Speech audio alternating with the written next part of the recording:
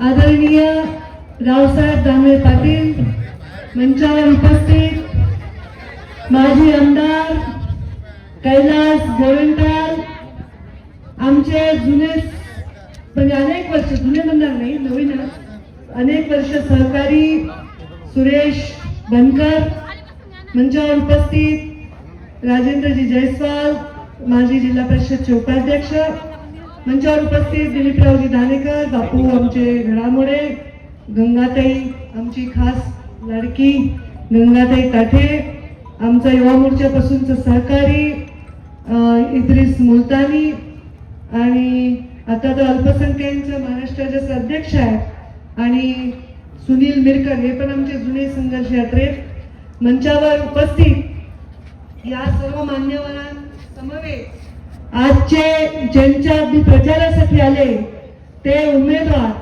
सर्वप्रथम घाटनांद्रा जिल्हा परिषद गटाच्या उमेदवार श्रुती अशोक गरू यांनी माझ्या उभ्या समोर आणि घाटनांद्रा येथील जिल्हा परिषद मधील आमखाना पंचायत समिती गटाचे काकासाहेब पाटील मोरे यांनी यावं समोर, आणि रुकैया शेख बेग आप इधर है, आणि हे आमचे पंचायत समितीचे दोघे उमेदवार आणि या जिल्हा परिषदचे उमेदवार. बघा कसा चेहरा आहे, छान एकदम लहान लेकरू आहे, गोड आताच निवडणुकीला पात्र झाली. ही पण एकदम तरुण, एक मुस्लिम तरुणी निवडणूक लढत आहे आणि हे पण एकदम युवाच आहे. युवा काही दिसता, काही लोकांचं वयच कळत नाही. म्हणजे आता दानवे साहेबांकडे बघा ना, मी लहानपणापासून बघायला ते रांगत होते तेव्हापासून तसेच दिसत, काही फार फरक नाही. आम्ही मात्र झालो. तर हे आमचे उमेदवार आहेत. तर येणाऱ्या 7 तारखेला या तिघांनाही कमळाच्या फुलासमोरचं बटन दाबून आपण सर्वांनी आशीर्वाद द्यायचा आहे. आता तुम्ही बघा, अंधारी जिल्हा परिषद गट येथील जिल्हा परिषदचे उमेदवार महानंदा तायडे आलेत का, आणि बोरगाव पंचायत समिती गटाचे उमेदवार प्रिया पवार. ठीक आहे, तर डिक्लेअर केलं तिथे निवडून द्या तिकडचे कोणाला. अंधारी पंचायत समिती गणाच्या लक्ष्मी बडक यांनाही आपण निवडून द्यायचे. भराडी जिल्हा परिषद गटाचे राधाकृष्ण काकडे हे आमचे जिल्हा परिषदचे उमेदवार आहेत, आणि धानोरा पंचायत समिती गणाच्या वृषाली मिरकर या आमच्या म्हटलं जुन्या संघर्ष यात्री आहेत, आणि भराडी पंचायत समिती गणाचे नारायणराव कोमणे हे 3 जण उभे आहेत. आणि या तिघांनाही हे पण चेहरे एकदम युवा आणि एकदम चांगले स्वच्छ चेहरे आहेत. एक महिला पण आहे आमची, यांना आपण प्रचंड मताने विजयी करा येणाऱ्या 7 तारखेला. अंबाई जिल्हा परिषद गटाचे त्रिंबक मारुती गव्हाणे आलेत का, या. आणि जे जिल्हा परिषदचे आमचे उमेदवार आहेत, केळगाव पंचायत समिती गणाच्या तुळसाबाई कोठाळे आणि संगीता झारेवाल या पंचायत समिती गण अंबाईच्या उमेदवार, या तिघांनाही येणाऱ्या 7 तारखेला प्रचंड मताने तुम्ही विजयी करायचे, हे आव्हान मी करायला आलेली आहे. आता बघा, या सर्व उमेदवारांचा परिचय सर्व उमेदवारांचा परिचय मी आपल्याला करून दिला. माझा परिचय आता करून देते. मी कोणे, बघा तुम्ही बघू द्या, कोणे पंकजाताई. माझं चिन्ह काय, मग आज तुम्ही कुणाला मत देणार, एवढा साधा प्रश्न आहे. पण तुम्ही कमळाला मत देणार. मी पंकजाताई आहे, माझं चिन्ह कमळ आहे, तुम्ही कमळाला मत देणार. पण तुम्ही कमळाला मत का देणार हे पण तुम्हाला पटवायला पाहिजे, म्हणून मी इथे प्रचारासाठी आलेली आहे. खरं हेलिकॉप्टरच्या सभा आहेत. आज आपण सुरुवात मी प्रचाराला केली तेव्हाच अजित दादा पवार यांना मी आदरांजली श्रद्धांजली वाहिली, आणि त्यांच्या जाण्यानंतर महाराष्ट्राच्या एक अनुभवी आणि ज्यांना प्रशासनावर पकड होती अशा नेत्याचा एक मोठं असं पोकळी तयार झालेली आहे.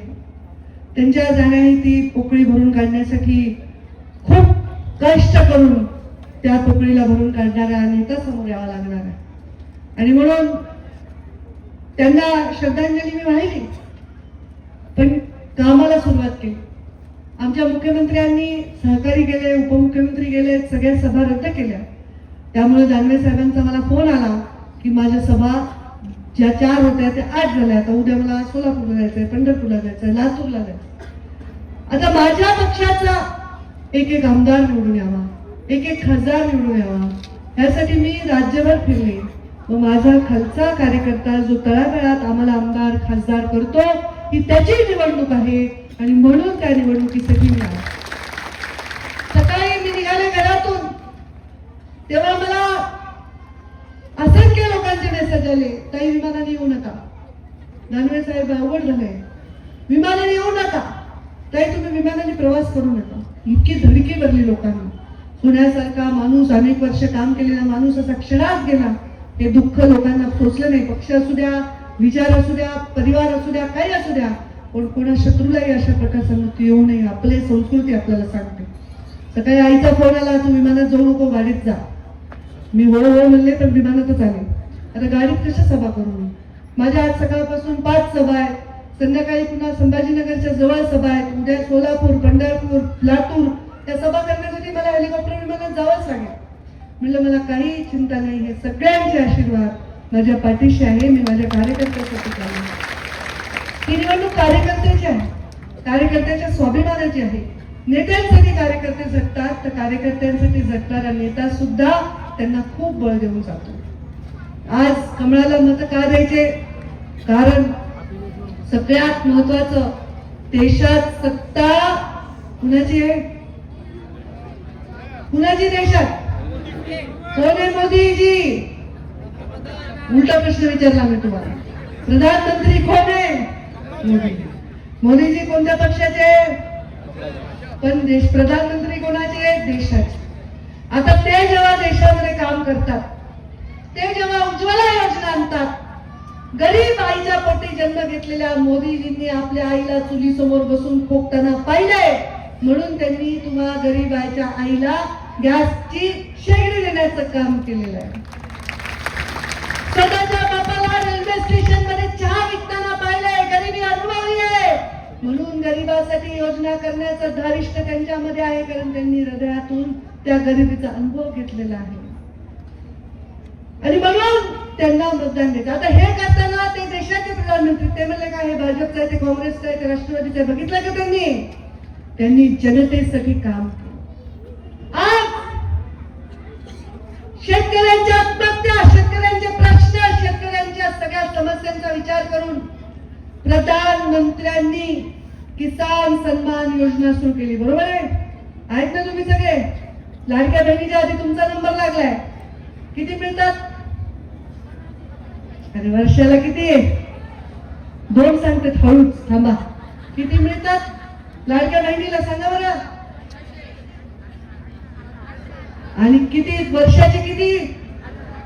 18,000. तुमच्यापेक्षा श्रीमंत आहेत का? तुम्हाला 12,000 बरोबर वर्षाला. आता हे कधीतरी तुम्हाला जन्मल्यापासून म्हातारे माणसं आहेत आमचे जुने, कधी आठवते का सरकारने शेतकऱ्याला सन्मान म्हणून काही पैसे दिले? बरोबर आहे, आठवते का? कोणी दिले? आमच्या मोदीजींनी दिले. अरे यार माझ्या मावल्या, अंधारामध्ये पहाटे उठून रात्री मध्यरात्री कुपाट्यानी शौचालय जायच्या. बरोबर? शौचालय दिले पाहिजे. माझ्या स्त्रीची कुचंबना थांबली पाहिजे. गावामध्ये आरोग्य आणलं पाहिजे. सांगा 2014च्या आधी काय राज्यात देशामध्ये स्वातंत्र्य नव्हतं, सरकार नव्हतं का? कोणी विचार नाही केला. स्वच्छता अभियान आणलं आणि लाखो करोडो शौचालय बनवले. कोणी बनवले? मोदीजींच्या संकल्पनेतून बनवले. आम्ही बनवले मोदीजींच्या हाताखाली. ग्रामीण विकास मंत्री होते मी. हे केलं म्हणून त्यांना मत द्यायचे. हे पहा, मी भाषण करू शकते. मोदीजींनी परराष्ट्र धोरण काय केलंय, मोदीजींनी चंद्रयान सोडलंय, मोदीजी मंगळावर जाणार आहेत. तुम्ही म्हणता माझ्या गावातल्या काय बोला चावडीचं, तिथलं काय करायचं आपल्याला? गरीबाला, शेतकऱ्याला, ग्रामीण भागाच्या माणसाला ते आपल्याशी संबंधितच असतं. पण आता तेही त्यांनी केलंय. जगात त्यांनी आपली एक प्रतिमा निर्माण केली. देशात पहिल्यांदा जे जमलं ते चंद्राच्या भूतल भागामध्ये जाऊन चंद्रयान सोडलं, मंगळावर प्रवेश करण्याचं धारिष्ट केलं, आपल्या सैन्याला एकदम सक्षम केलं. सगळ्या आपल्या देशाला चौबाजूनी सगळीकडून आपल्याला दृष्ट लागली असताना आपल्याला वाचवण्याचं धारिष्ट आपल्या सैन्यामध्ये राहावं यासाठी काम केलं. अरे पद्मश्री कुणाला मिळायची आधी? आता बघा पद्मश्री कुणाला मिळाले? खेड्यात काम करणाऱ्या माणसाला उचलून नेऊन त्याचा सन्मान केला चाललाय. कुठेही वशिलेबाजी पूर्णपणे बंद केली. जनधन योजना काढली. सगळ्या जनधन योजनेमध्ये तुम्ही सगळे अकाउंट होते का आधी? बाहेर होते का तुमचे आधी अकाउंट? कोण तुमचे अकाउंट काढत होतं? काय गरज होती? काय गरज आहे बाईला? दिवसात सकाळी 2दा खायला मिळालं बस झालं. पुन्हा सकाळी दिवसभर काम केलं, घरातलं काम केलं, घरातलं सारवलं, भाकरी कापल्या, गेल्या शेतावर सोयाबीन वेचलं, कापूस वेचला, ऊस केला, सगळं केलं, पुन्हा घरी आल्या. पण आहे का अकाउंट? पण आता अकाउंट आहे. प्रधानमंत्री आवास योजनेला बायकोचं नाव आहे की नाही? घराला जेवढ्या आवास मधून घर मिळालंय बायकोचं नाव आहे. या माऊलीला आणि या गरीब ग्रामीण जनतेला न्याय द्यायचं काम केलंय ते मोदीजींनी, त्यामुळे कमळाला मत आहे. आणि त्यांच्याच विचारावर वाढलेले, त्यांच्या संस्कारात तयार झालेले राज्याचे लोकप्रिय मुख्यमंत्री देवेंद्रजी फडणवीस, तुमचे लाडके कोण? जोरात तुमचे लाडके देवाभाऊ आणि तुमचे मेवणे लाडके. आता माझ्या या माऊलीला मी प्रत्येक सभेत विचार, भाऊ येतो राखी पौर्णिमेला आणि भाऊबीजेला किती ओवाळणी देतो? 500. तुम्हाला 500 वर आहे का? 500च्या कुणी नाही? 1000 वाला कोण नाही? काय रे तुम्ही वर्षातून एकदा 1000 रुपये देत नाही, 500 एकदा देता बरोबर. मग भाऊबीजेला 500 आणि राखीला 500. कधी माहेरी गेलात, भाऊजाईंनी पसंतीने साडी घेतली, तुमचं थोर नशीब. पण नाही घेतली तर साडी कितीची देतात? 500. बरं चला 500, 800. आणि वर किती ठेवते? ओटीत 200. ते म्हणाले मी नाही, मला एवढं जरा बरं आहे. तुम्ही सांगा ना 200. 500 वाले आहेत का कोणी? नाही. मग 500 रुपये भाऊबीजेला, 500 रुपये राखी पौर्णिमेला आणि माहेरपणाला 200 रुपये. किती झाले? 1200. आणि तेव्हा मग किती देतात? 1500 बरोबर. ते पण एका महिन्याला. म्हणजे वर्षाला किती झाले? तुम्ही जोरात बोललो कोणतरी. बायकोकडे पैशाकडे नाही बघायचा. 18,000 रुपये भाव देतो. पण बहिणी किती आहेत बहिणी? करोडो बरोबर. एक बहिणी असेल तर 500 देतात. हा 2 असेल तर 250. इथे एक भाऊ 18,000 देतो. पण हे तुमच्या अकाउंट मध्ये येतं कुणामुळे? मोदीजींच्या संकल्पनेमुळे तुमचं अकाउंट तयार झालंय. नाहीतर काँग्रेसचे मोठे नेते म्हणायचे आम्ही वरून पैसे पाठवले, 1 रुपयाच्या खाली 15 पैसे पोचतात. पण आता आमच्या देवाभाऊनी जर 18,000 पाठवले तर तुमच्या अकाउंट मध्ये 18,000 रुपये येतात. मग तुमचं कॉलर टाईट होते. तुम्ही थोडा कसलाही किडका भाऊ असला आणि खूप त्रास दिले नवऱ्याला, मी भावाला सांगेन म्हणता बरोबर आहे. आता तुमचा तो भाऊ मुख्यमंत्री, तुमचं तर काही विचारायची सोय नाही. तुमचा तर फारच मान असेल घरामध्ये. काही झालं की म्हणायचं माझ्या भावाला सांगेन. आपल्या भावाला काही बोललेलं आपण ऐकून येतो का? मग आता देवेंद्रजींचा पक्ष भाजप, आमचं कमळ, लाडकी बहीण तुम्ही, लाडके मिळवणे हे. मग आमच्या फॅमिलीत बाकीचे काय काम आहे? आता ते भाषण तुम्ही सगळ्यांनी ऐकलं, ते काय बोलायले ह्याच्यावर आपण भाषण करायचं काय काम नाही. काय त्यांच्यावर बोलून काय उपयोग नाही. आपण का मत मागायलो, आम्ही तुम्हाला का मत मागायलो? ते आमच्या कामावर मागायलो, आमच्या प्रतिमेवर मागायलो. आम्ही कोणा गरिबाची जमीन हडपली नाही, आम्ही कोणाची टक्केवारी खाल्ली नाही, आम्ही कोणामध्ये आपल्या घरातले स्वतःचे गटोडे बांधले नाही. आम्ही जे केलंय ते सामान्य माणसासाठी केलेलं आहे. आणि मग यांच्या मागे नाही उभारायचं तर कुणाच्या मागे उभारायचं? अहो, एका घरात 3 मुली असतील, 2 लोक असतील तर बघा ना, एका घरामध्ये किती पैसे मोदीजींच्या देवाभाऊंच्या माध्यमातून पोहोचत आहेत. हे तुमच्यासाठी चांगल्यासाठी आहेत, तुमच्या बचतीसाठी आहेत, तुमच्या आडल्या वेळेसाठी आहेत. मला 100% खात्री आहे या मिळालेल्या पैशातून तुमच्यापैकी कुणीही नवी चांगली करी साडी घेतली नसल. शपथ सांगते मी, काही हारायला तयार. घेतली का हसायला, गंटन बिंटन केलं, काही उपयोग नाही. सोन्याचे भाव असे झाले तर बघायलाच पैसे लागले. है का क्या आपा नया लिया क्या कुछ? क्या बोलते इसको? बोलो हिजाब. मुझे पता है, मैं उनसे बात करनी है. हिजाब नया लिया क्या कुछ? सलमा सितारे वाला नहीं ना? पैसे क्यों रखे?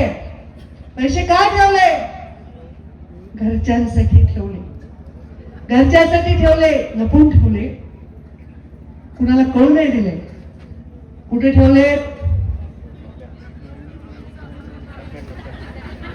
साडीच्या घडीत, देवळाच्या खाली, तांदळाच्या डब्यात. बरोबर आहे का नाही? बरोबर आहे. हे सगळे लपवलेले पैसे तुम्ही स्वतःसाठी नाही ठेवले. ही जाणीव आम्हाला आहे, देवाभाऊला आहे, मोदीजींना आहे. स्वतःच्या लेकीच्या क्लासला पैसे कमी पडले, तुम्ही द्यायला तयार आहे. जाऊ दे, बापाकडे पैसे नाही, त्याला नको सारखं लाचार करू. घरामध्ये म्हातारी सासू खोकायली, नवऱ्याचं तोंड पडले, 4 बाटल्या खोकल्याचं औषध झाले, आता पैसे नाही खिशात. तुम्ही म्हणतात काही काळजी करू नको, मी आणून ठेवले. हे स्वतःसाठी नाही, म्हणून तुमच्या पाठीमागे उभे. स्वाभिमानाने स्त्रीने जगावं, स्वतःच्या पायावर उभं राहावं, नुसतं लाडकी बहीण नाही, लखपती दिदी बनावं, हे आमचं प्लॅन. आणि ते कुठे कुठे दुसरीकडे विचार करायचे. आमचे गोरंट्याल आले आमच्याकडे, आमची नगरपालिका आली ना जालन्याची, महानगरपालिका आली, संभाजीनगरची महानगरपालिका भाजप नंबर 1 ला आली, नाशिक भाजप नंबर 1 ला, पुण्यामध्ये भाजप नंबर 1 ला, और मुंबईत भाजप नंबर 1 ला. आता बिहारची निवडणूक जिंकवा, आता बंगालची पण जिंकणार आहे. आणि मग काय तुम्हाला काय झालंय? तुम्ही कशामुळे उलट जाणार आहे? तुम्ही काय उलटीकडे जायची गरज नाही. इथं काही भेद नाही बघा, जात धर्म उभय ह्याच्याशिवाय काही मुद्दा नाही. जनधनमध्ये सगळ्या जाती धर्माचे लोक आहेत. शेतकरी सन्मानमध्ये कोणता मुसलमान शेतकरी आहे, कोणता बौद्ध शेतकरी आहे, कोणता मराठा आहे, कोणता ओबीसी आहे, हे थोडंच विचारून दिलं जातं. त्याच्या परिस्थितीने दिलं जातं. आता सुद्धा ही लाडकी बहीण आहे, सांगा काही फरक आहे का? आपाला काही 1000 मिळतात आणि तिला 2000 मिळतात, असं आहे का? जे आपाला मिळतात ते ताईला मिळतात, जे दादाला मिळतात ते भाईला मिळतात. इथं काहीच फरक नाही. हा, बरोबर आहे का नाही? मग असं असताना तुम्हाला जात आणि धर्म आलाच कुठून? हा जात आणि धर्म आपण विचार करण्यासाठी केवळ आणि केवळ ज्यांच्याकडे दुसरा कुठला मुद्दा नाही ते पुढे करतात. म्हणून तुम्ही सर्व, मी चांगलं भाषण देते म्हणून ऐकायला आले असं मी समजत नाही. तर माझ्या आव्हानाला मान देऊन तुम्ही मतदान द्याल आणि ही सीट विजयी कराल असं मी समजते. बरोबर आहे का? चुकलं माझं? चुकलं का माझं? मग समजते ते बरोबर आहे ना?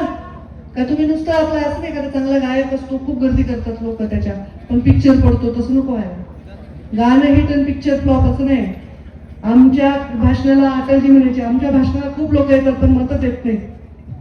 तसं ती परिस्थिती होती जेव्हा त्यांनी सुरुवात केली, नंतर तर ते पण प्रधानमंत्री झाला. तसं आता तुम्ही माझं भाषण ऐकायला आले नाहीत, तर ह्या भाषणाने तुम्ही परिवर्तन घडवण्यासाठी आलेले आहेत आणि ते परिवर्तन कमळाचं फूल फुलवून तुम्हाला करायचं आहे. हे तुम्हाला पटलं ना? मत का द्यायचे? मी तर न पटवताच तुम्ही म्हणले मत द्यायचे कमळाला, बरोबर आहे? आता तुम्हाला पटलं ना? पुन्हा रात्री दुसरे बाजार सुरू होतात इलेक्शन मध्ये. एवढे पैसे देऊन पुन्हा तोंडाकडे बघायचं नाही उमेदवाराच्या. आमचं काय तसलं काही करायचं नाही.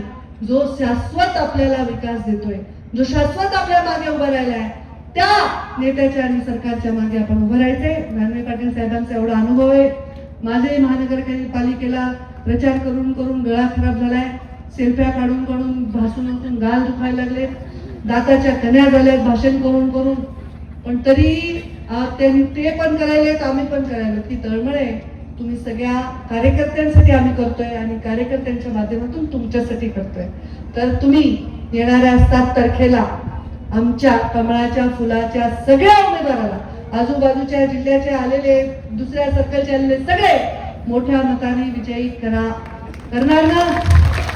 मग 2 हात तुमची घ्या ना, असे सगळे घ्या, आपा आपिलो उपर करो, बस हाताच्या मुठी आवा आणि माझ्यावर अशी जोरात घोषणा द्या की हे काय भाषण करेल ते दवाखान्यात टाक म्हणाव, त्याला हे बायपास करा, सर्जरी करा, काय करायचं करा म्हणाव. इथं काही बायपास नाही, दवाखान्यात टाका, तुम्हाला पुण्य मिळेल, हे मतदान आहे. तर त्यामुळे हाताच्या मुठी आवळा आणि जोरात घोषणा द्या,